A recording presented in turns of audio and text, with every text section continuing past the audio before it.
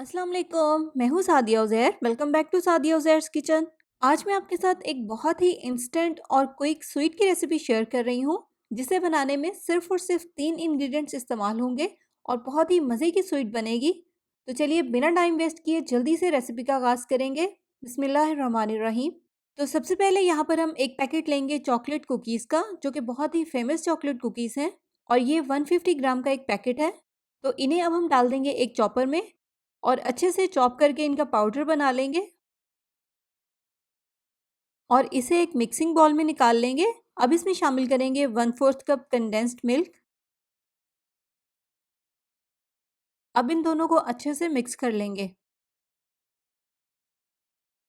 तो यहाँ पर मैंने इन्हें बहुत अच्छे से मिक्स कर लिया है।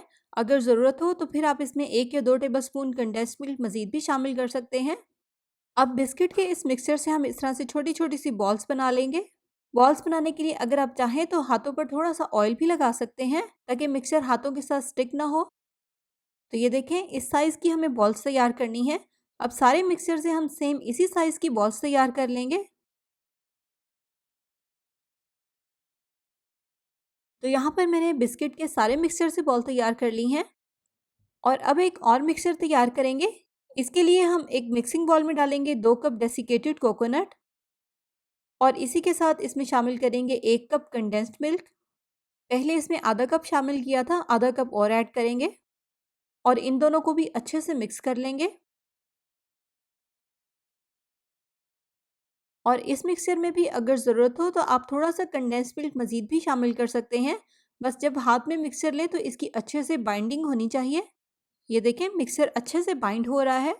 अब इस तरह से थोड़ा-सा मिक्सचर हाथ पर ही लेंगे और इसे अच्छे से फैला देंगे और जो बिस्किट के मिक्सचर से हमने बॉल तैयार की थी उसे इस तरह से सेंटर में रखेंगे और कोकोनट वाले मिक्सचर में इसे चारों तरफ से सील कर देंगे। और सील करने के बाद जब इसे इस तरह से राउंड राउंड घुमाएंगे तो इस तरह से ये एक बॉल बन जाएगी और अब इसे इस तरह से डेसिकेटेड कोकोनट से कोट कर देंगे। तो ये देखें, एक स्वीट हमारी तैयार हो गई है और अब बिल्कुल सेम इसी तरह से बाकी सारी स्वीट्स भी तैयार कर लेंगे।